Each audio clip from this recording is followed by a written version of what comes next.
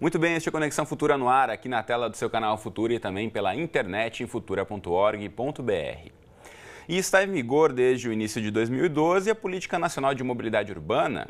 De acordo com essa lei de número 12.587, termina agora em abril de 2015 o prazo para que 1.720 municípios brasileiros apresentem os seus planos de mobilidade urbana ao Ministério das Cidades. Segundo a legislação, cidades com mais de 20 mil habitantes precisam elaborar os seus projetos. Caso contrário, não poderão solicitar recursos do governo federal para ações de mobilidade. A Lei da Mobilidade Urbana foi aprovada para garantir a eficiência nos deslocamentos nas cidades, dando prioridade ao transporte público coletivo e para reduzir custos ambientais, sociais e econômicos. Nos últimos 20 anos, uma série de outras políticas também foram anunciadas. Temos aí o plano de aceleração do crescimento focado em mobilidade, também ampliação dos sistemas de transporte nas cidades que receberam jogos da Copa do Mundo de 2014, mas o que se viu foram muitos atrasos e muitas obras que nem saíram do papel. Enquanto isso, a população perde tempo e o país perde dinheiro. Segundo o estudo da Firjan, que é a Federação das Indústrias aqui do Rio de Janeiro, o custo dos congestionamentos apenas na região metropolitana do Rio de Janeiro atingiu 29 bilhões de reais em 2013, um valor que superava o produto interno bruto de estados como Acre, Amapá, Piauí, Roraima e Tocantins, por exemplo. Então, para discutir soluções para melhorar a mobilidade do nosso país, recebemos aqui no estúdio, ao meu lado está o Marcos Quintela, que é especialista em transportes e professor da Fundação Getúlio Vargas. Marcos, bem-vindo à Conexão, tudo bem com você? Tá, obrigado aí pela oportunidade. Obrigado você pela presença. E também conosco está o Pedro Junqueira, ele é chefe executivo de Resiliência e Operações do Centro de Operações do Rio. Tudo bem, Pedro? Bem-vindo. Tudo bem, muito obrigado. Obrigado você. E logo mais a gente conversa também direto de Paris, lá na França. Conectado com a Europa está o Guilherme Tampieri, gestor ambiental e membro do movimento Nossa BH, representando a sociedade civil lá na capital de Minas Gerais. E você em casa, como sempre, também é nosso convidado, então aproveite aí para tirar todas as suas dúvidas, participe da conversa, mandando mensagens, comentários e opiniões para a gente. Eu quero saber como o trânsito, a dificuldade de acesso ao transporte público afeta a sua vida. Mande aí seu recado para a gente pelas redes sociais. Já aproveito aqui e coloco para você o facebook.com/canal Futura Oficial, está aí na sua tela. É o nosso perfil para você mandar o seu recado, curtir, comentar e compartilhar nossas postagens. Ou ainda aproveite o microblog no Twitter, @Canal Futura é o nosso perfil. Também temos o telefone, bom e velho telefone de qualquer parte do Brasil. Ligue para a gente, 0 Operadora 21 2273 5020. Os números estão aí na tela para você ligar desde já enquanto eu começo o nosso bate-papo aqui no estúdio. Mais uma vez, bem-vindos os dois ao programa. Como eu falei aqui, essa lei de mobilidade urbana já vem aí de um tempo, há 3 anos, foi aí lançada no país para tentar motivar as cidades a fazerem seus planos locais. E eu quero perguntar para o Marcos, de certa forma, a percepção que se tem é que muito poucas cidades conseguiram fazer um avanço nessa questão. A gente tentou entrar em contato com o Ministério das Cidades, inclusive, não há um levantamento pronto sobre o número de cidades que já fizeram. Você que acompanha de perto essa questão, como vê aí o avanço dessas políticas locais? Lamentavelmente isso está bem claro aí para as pessoas que estão sentindo isso no dia a dia, né? E houve um tempo, creio que suficiente para os municípios se adequarem e cumprirem o plano.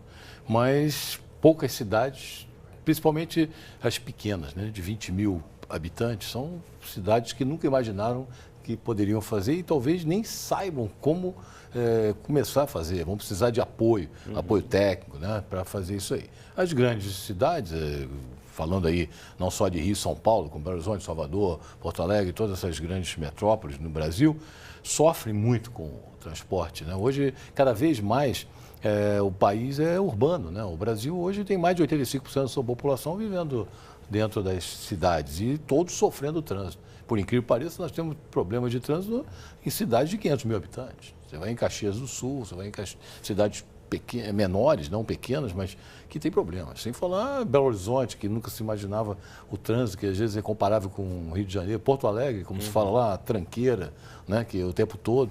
Quer dizer, então isso aí é inconcebível, né, porque isso aí está tratando de felicidade, está tratando de tempo, que é um bem precioso e difícil de mensurar, mas que foi mensurado pelos estudos, é mensurado constantemente, que são os balanços sociais. Quanto custa isso? Né? Quanto custa o tempo das pessoas? Não só para a economia, mas também para a saúde das pessoas, a poluição que provoca o excesso de carros nas ruas. Acidentes, né? Então perdas de vidas humanas, não só de acidentes diretos, como indiretos, como a poluição, as doenças, né? Pela excessiva exposição aos gases tóxicos. Então, o estresse. Quanto custa o estresse? Como se mensura a irritação, né? As perdas de compromissos, perdas sociais, né? Então, isso tudo é um valor imensurável que devia ser bastante considerado. E esse plano visa isso, né? O meio ambiente e toda essa história. Agora, essa questão, o plano visa tudo isso, né? Visa melhorar a qualidade de vida das pessoas, em dar aí preferência para o transporte coletivo, diminuir aí o número de carros individuais pelas ruas. Mas agora a grande questão que todos se perguntam é por que esse plano é tão bem estruturado, na verdade, no papel, na hora de colocá-lo em prática parece que fica muito aquém. Isso aí é uma questão Essa é a grande muito pergunta. difícil, que você pode ficar aqui até amanhã discutindo, né? Mas não vai chegar à conclusão. Não vai, porque começa tudo das gestões políticas, né? Eu vejo que isso aí é um assunto eminentemente político. Logicamente, passa por investimentos, né? Pesados, porque não são... Mas nas pequenas cidades, nem tanto. Mas nas grandes cidades, hoje, se você pensar que são bilhões gastados em Rio e São Paulo, principalmente o Rio de Janeiro, que está investindo bastante em mobilidade urbana, que eu acho que é uma das poucas regiões metropolitanas que estão avançando bem. São Paulo, de certa forma, avança, mas eu vejo que está avançando até menos que o Rio de Janeiro. Mas são bilhões gastados, né? Então, isso aí não é fácil. Gerir, ter a continuidade política, porque o problema, todos esses projetos são projetos que ultrapassam mandatos políticos, então tem que haver uma continuidade, o interesse político, né? A ideia do bem público, né? da população, né? O altruísmo todo dos governantes. E aí vem toda essa história que você vê há anos e anos, projetos sendo parados, projetos sendo lentos ou outros totalmente ignorados, né? Bom, a gente vê um dos estudos que durante o processo de produção do nosso programa de hoje nós encontramos uma pesquisa feita na Holanda que coloca aí das 10 cidades com o pior trânsito no mundo, temos 3 no top 10 aí, que é Rio de Janeiro, Salvador e Recife. Isso, na verdade, é um cálculo que eles fazem pelo tempo que as pessoas levam em média de deslocamento, né? Tem tantas outras cidades com problemas em trânsito no Brasil também, Brasília, São Paulo, Porto Alegre, mas estão lá Rio de Janeiro, Recife e Salvador nesse top 10. E o Pedro está aqui com a gente no estúdio e acompanha de perto esse problema, né, representando a Prefeitura do Rio de Janeiro, que a gente vê aí que o trânsito dia a dia parece que tem mais carros na rua e o trânsito fica pior ainda no Rio de Janeiro. De que forma você acompanha isso e vê que, como disse o Marcos, isso acaba afetando o dia a dia das pessoas, a qualidade de vida delas, quando se perde muito tempo ali do trabalho para casa, de casa para o trabalho. E isso, na verdade, é um tempo produtivo que se perde no trânsito. Bom, a gente considera o trânsito um fornecedor universal para a cidade. Pais, filhos, pilotos de avião, ambulâncias, policiais, tudo passa pelo trânsito, por isso a gente considera o trânsito um oxigênio para a cidade rodar. O centro de operações, que não é um centro eminentemente, unicamente de trânsito, mas passa muito por isso, nós percebemos sim que é necessário todo tipo de trabalho no sentido de melhorar. A Prefeitura do Rio, usando os calendários, os grandes eventos que já vivemos uma boa parte deles, mas temos aí um auge em 2016 com os Jogos Olímpicos, com o prefeito Eduardo Paes à frente, conseguiu tirar muitas ideias do papel, não necessariamente tendo que inventar soluções, mas sim tendo a coragem de tirar essas soluções de ideias, como os BRTs, todas essas ligações da cidade, que o BRT, a metronização do ônibus, talvez o Marcos depois possa nos dar uma visão mais técnica dessa competição entre o metrô e o ônibus, mas mais de uma forma simples. O BRT é uma calha separada, só trafegam ali os ônibus daquele serviço, então ele funciona com uma certa exclusividade, como o metrô também tem. Porém, ele é sobre a terra, ele não é subterrâneo, não tem a mesma capacidade de uma composição com 1.800 pessoas, né, que é o que o metrô Rio faz. Por outro lado, também é mais barato, é mais fácil de fazer. E nada impede que, onde nós temos o BRT, no futuro não possa ter metrô por baixo ali, pelo menos já foi liberada aquela via, já foi construído aquele raciocínio. São muitos investimentos, da ordem de bilhões mesmo. Esse calendário o prefeito usou muito bem, ele costuma comparar os Jogos Olímpicos como os jogos que se aproveitam da cidade e as cidades que se aproveitam dos jogos. e no caso o Rio de Janeiro, a cidade do Rio de Janeiro está muito se aproveitando do fato de termos Olimpíadas no ano que vem, daqui a 486 ou 87 dias, começando, mas tem muito a fazer. Porque essa, na verdade, é a grande preocupação de grande parte das pessoas, né? Falava-se muito antes mesmo dos jogos da Copa do Mundo em várias cidades, agora também com as Olimpíadas, do tal do legado. O que a cidade, o que o Brasil vai ganhar ao receber tantos eventos internacionais, esportivos ou não, né? Daqui para frente, depois que os jogos passarem. Então, essa é a questão do legado. O transporte pode ser um potencial legado aí que vai mudar a vida de quem mora no Rio de Janeiro, por exemplo. Sim, um legado que...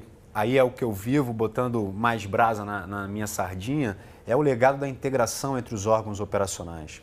O Centro de Operações é um equipamento de agregar, então, ao termos lá dentro a Conlurb, que é a empresa de limpeza do Rio de Janeiro, a Sete Rio, que cuida do trânsito, a Defesa Civil, a Guarda Municipal, que não é a Polícia Militar, cuida da ordem urbana, mas não faz segurança pública. Temos, inclusive, a Polícia Militar lá dentro, são 30 órgãos que vem exercitando desde a sua estreia, no final de 2010 para 2011, um trabalho conjunto de solução de problemas. Então, quando cai uma árvore em cima de um poste com fio elétrico e prende um carro, isso, pelo nosso exercício diário de trabalho conjunto, é muito mais rapidamente resolvido e impacta na mobilidade. Sem dúvida, não só um problema de defesa civil, mas para o trânsito da cidade. A gente sabe aqui no Rio de Janeiro, como é uma cidade, principalmente Zona Sul, que é muito sem vias de escape, né? Fechou uma rua, complica o trânsito na cidade inteira o dia todo. A gente tem acompanhado uma série de questões como essas. Mas eu vou chamar agora também para a nossa conversa, direto de Paris, lá na França, atravessando aí o Oceano Atlântico. Vamos chamar o Guilherme Tampieri, gestor ambiental e membro do movimento Nossa BH. Tudo bem, Guilherme?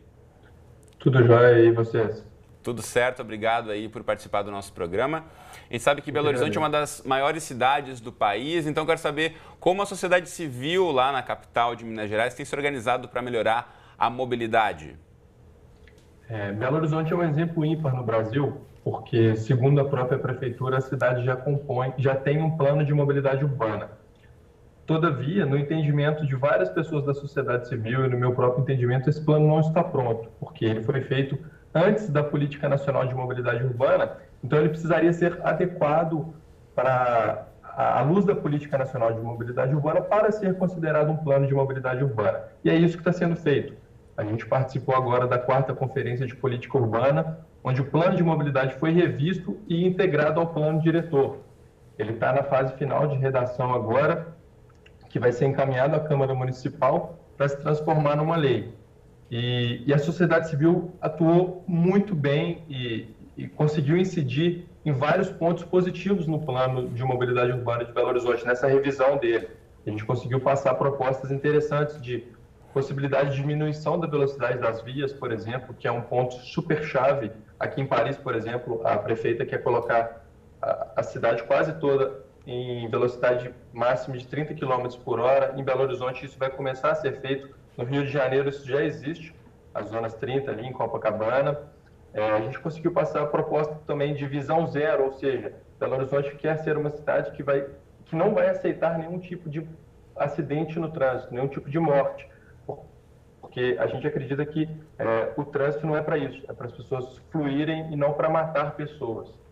E várias outras propostas muito, muito sólidas e condizentes com o que está previsto na Política Nacional de Mobilidade Urbana.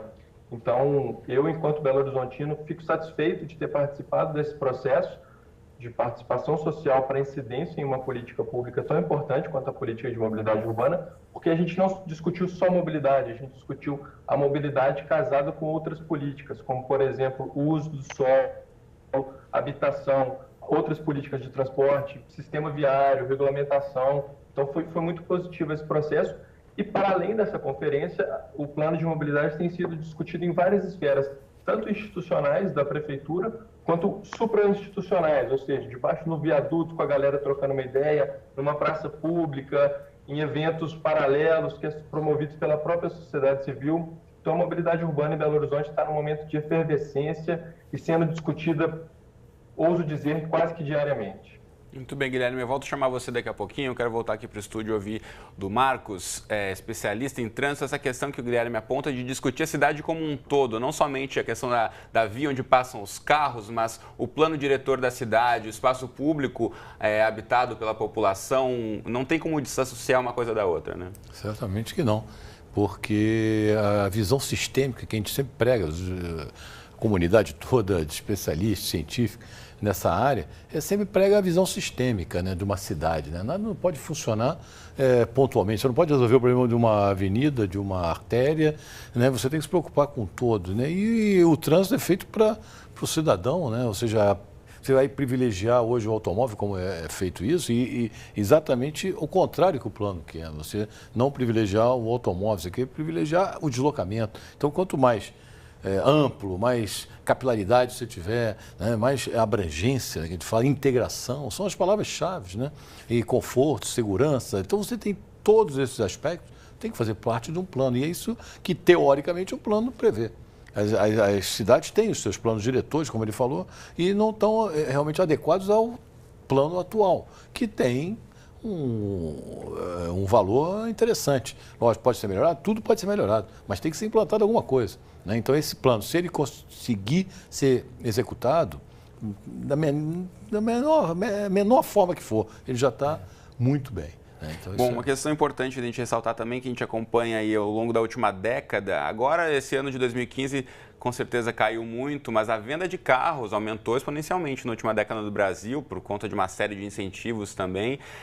De que forma isso acaba afetando, né, esse dinheiro talvez que poderia ter sido recolhido através de impostos, que deixou de ser recolhido pelo governo federal para, enfim, ampliar o número de empregos. Aí tem uma questão de escolha que a gente pode discutir em outro programa, mas enfim, deixou de se arrecadar dinheiro para incentivar a indústria, e esse dinheiro poderia ter sido aplicado, por exemplo, em construção de metrô, em ampliação das redes de ônibus, no tal do trem-bala, nos BRTs pelas grandes capitais brasileiras, Marcos? Olha, eu vejo que tudo é necessário. Eu também não vou, assim, defender que haja a erradicação do automóvel, né? A indústria automobilística, ela é um dos maiores empregadores, né? E é importante no PIB nacional. Você pode ter automóvel e pode ter os investimentos em mobilidade urbana, como você tem no mundo inteiro. Né? As cidades todas no mundo inteiro têm automóvel demais. Hoje até de manhã, uma matéria maravilhosa saiu no jornal da Globo de manhã, mostrando os problemas de trânsito na China e em Tóquio, onde mostrou o absurdo que é o trânsito na China, né, a selvageria, as mortes de trânsito, comparando até com o Rio de Janeiro, e em Tóquio, que houve assim uma redução brusca dos acidentes, que vem aí o que foi colocado agora sobre a redução de velocidade, sobre a humanização do trânsito e a educação. O jeito estava falando assim, olha, não basta só eu educar o motorista e o automóvel, eu tenho que educar também o pedestre. Então a redução em Tóquio, por exemplo, foi 1/6 do número de mortes que houve no Rio de Janeiro, para você ter uma ideia. Agora, Pedro, uma das questões para quem acompanha aqui o trânsito na cidade do Rio de Janeiro, na região central principalmente, foi notícia para o Brasil todo que o fechamento de uma das pistas de uma das principais avenidas, a Avenida Rio Branco, para a construção de um veículo leve sobre trilhos, causou até muita indignação de muitos motoristas que deixaram de ter essa opção de passar por ali. Passa um pouco pelo que o Marcos diz aqui, da consciência de todos pelo espaço, a divisão do espaço, enfim, você vai deixar de passar com o seu carro, mas abrir um espaço aí para um transporte coletivo de qualidade? Com certeza. Mobilidade é muito mais do que o carro, né? Mobilidade pode ser pedestre, inclusive, faz parte da visão sistêmica. Você deixar de ser motorista e ser pedestre também? Exato. Você, em algum momento, você é pedestre, pelo menos da sua casa até a garagem onde você estacionou o carro. Eu gosto de dirigir, sempre dirigi e sempre uso transporte público. Hoje já usei metrô e trem, metrô e ônibus. Quando a gente está dirigindo, tem um fator dessa educação, da convivência, que o trânsito faz aflorar os nossos instintos mais primitivos, inclusive coisas ruins, dependendo da agressividade do meio em que você está. Então, assim, acho que a educação do trânsito passa pela educação da sociedade, passa pela educação do motorista, passa pela educação dos demais modais. O Rio de Janeiro não só fechou uma parte da Rio Branco, nós tiramos a perimetral, vai ser substituída pela via expressa. Foi fechado o Mergulhão, uma série de ruas na região portuária, no projeto Porto Maravilha. Quem não conhece aqui no Rio de Janeiro, toda a região portuária onde a cidade começou, lá atrás, há 500 anos atrás, 450, era ali, a gente está revitalizando tudo aquilo. Várias ruas foram fechadas, tiveram a mão invertida. E a cidade seguiu funcionando por quê, apesar do trânsito? Justamente pelo entendimento do carioca, essa é a nossa interpretação de órgão público, o entendimento do carioca de que isso a gente vai construir junto, coletivamente. Então, se a gente quer migrar de uma cultura, de um modelo que deixou de ser o adequado, essa transição ela é meio dolorosa mesmo, porque você não consegue simplesmente esquece os carros. Vamos agora todo mundo num ônibus maravilhoso, num trem maravilhoso, num metrô maravilhoso. Eles ainda não estão dessa qualidade e nem nessa amplitude. Até as linhas de ônibus no Rio de Janeiro são muito capilarizadas, mas isso provocou no carioca o pouco hábito da baldeação. Quando você faz um modal que você tem que descer do trem para pegar um metrô, descer do BRT para pegar um outro metrô para chegar no seu destino, o carioca, principalmente, estou falando pelo Rio de Janeiro, mas em outras cidades talvez seja assim, se incomoda muito com baldeação. Mas que não tem jeito, em alguns momentos a gente vai ter que conviver com isso também, faz parte do nosso desenvolvimento. E faz parte do crescimento das cidades também, de pensar um pouco em troca aí de modais e poder pensar em redes, né, como grandes cidades, Paris, Londres são grandes exemplos, Nova York também, que funcionam muito bem aí, o ônibus com o metrô, a gente tem que pensar em tentar trazer um pouco dessas referências de fora para cá também. Agora eu volto a chamar, já que estamos falando de Paris, com o Guilherme, a gente está quase chegando na reta final. Guilherme, eu queria que você falasse um pouquinho dessa experiência que você tem aí em estar agora em Paris, que é sempre um exemplo de um metrô que é dos mais antigos e mais eficientes do mundo. De que forma aí você percebe que a questão da mobilidade acaba mudando um pouco também a dinâmica da vida das pessoas? A gente tem um minutinho para você. Paris é uma cidade que recentemente tem investido muito no uso da bicicleta, por exemplo, porque o metrô já é antigo, como você disse, já é uma linha estruturada que pouco a pouco vai aumentando, mas que já é gigante, é enorme, e ele é alimentado por exemplo, o transporte por ônibus, por superfície e pelo VLT no entorno de Paris, e é alimentado também pela rede de bicicletas compartilhadas. Recentemente, Paris teve um pico de poluição por conta do excesso do uso de automóvel, não só em Paris, mas na região expandida, o que poderia ser uma região metropolitana de Paris. E qual foi a solução imediata da prefeitura? Primeiro, liberar o sistema de bicicletas compartilhadas gratuito. No segundo momento, o transporte coletivo gratuito. E no terceiro momento, por um dia, ela proibiu que carros com final ímpar ou par, um dos dois, não me recordo agora, não pudessem circular na cidade. Então, isso é um efeito, é uma consequência do que tem sido feito em Paris. Ou seja, Paris tem um planejamento, mas em alguns momentos tem ações que são para tapar um buraco mesmo. Esse pico de poluição não era esperado. Sem dúvida, são adaptações pontuais aos problemas que acabam aparecendo também, né? A cidade é viva, é cheia de seres humanos circulando, então não tem como também pensar num planejamento que seja permanente, que seja efetivo em todos os momentos, então é importante ter também um pouco dessa flexibilidade. A gente vai voltar a essa questão aqui no Conexão, mas por agora nós temos já está encerrando. Então, Guilherme, muito obrigado por ter aceito o nosso convite e conversado com a gente diretamente de Paris, na França. Até a próxima. Até a próxima. Marcos, antes da gente encerrar, a gente tem mais um minutinho, eu queria ouvir de você em relação ao ponto inicial que eu trouxe aqui no programa, desse prazo, né, para aplicação dos planos locais. A gente sabe que aí o plano chegando ao fim agora, esse prazo, como é que você vê? Os municípios vão conseguir? Falta muito apoio para os municípios menores principalmente? Como é que você vê essa questão? Eu vejo que realmente alguma coisa vai ter que ser feita aí, ou estender o prazo, ou dar um apoio, ou fazer um esforço concentrado, não só nos pequenos, nos grandes, porque é inevitável, né, você trabalhar a mobilidade urbana. Né? O plano é importante, está aí, e cada vez mais as cidades têm que investir em mobilidade urbana, investir em trem, né, investir em espinhas dorsais. Não há competição entre trem e ônibus, isso aí é uma falácia, eles são complementares. O ônibus é importantíssimo, sempre vai ter a sua fatia na matriz de transporte urbano. Então, isso tudo é uma questão de política, de investimento continuado. Então não adianta, é investimento e não tem solução. E sem dúvida o que vocês dois apontaram é fundamental a gente ter um entendimento também de complementação, né? A gente não pensar que algo vai substituir o outro, enfim, complementar o ônibus com a bicicleta, como disse o Guilherme, ou o trem, o metrô e o carro de vez em quando for necessário, mas a gente pensar em políticas que tornem as nossas cidades mais habitáveis e mais tranquilas, que a gente perca menos tempo preso no engarrafamento e mais tempo fazendo o que a gente gosta, né? Mas por agora o nosso tempo já acabou, então muito obrigado, Pedro e Marcos. Foi um prazer conversar com vocês hoje no Conexão Futura. Até a próxima. Obrigado.